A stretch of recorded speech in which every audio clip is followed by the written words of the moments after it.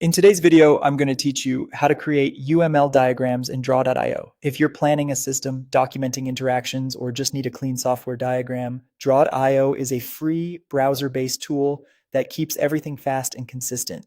You won't need to install anything, follow along in your web browser. Start by heading to the drawio website. When it loads, you'll land on the home screen. Look for the option labeled Create New Diagram. Clicking this opens the template window, the quickest way to get the right shapes and notation without starting from scratch. In the template window, check the categories on the left sidebar and choose either software or UML. Both include layouts for software modeling, while the UML category focuses on unified modeling language standards.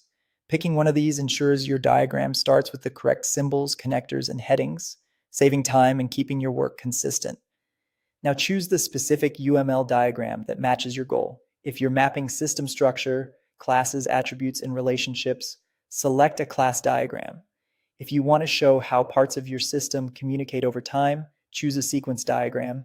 And if you're capturing user goals and system boundaries from a high level, go with a use case diagram.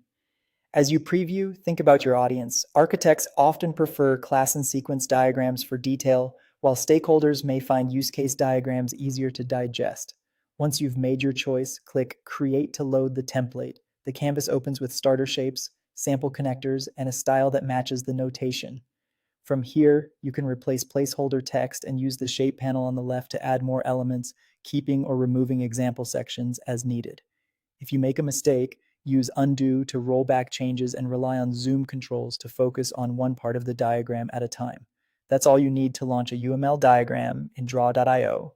Go to the site, create a new diagram, select the software or UML category, choose the right diagram type, and load the template. You're now set up with a clean, standards-aligned starting point for clear professional documentation.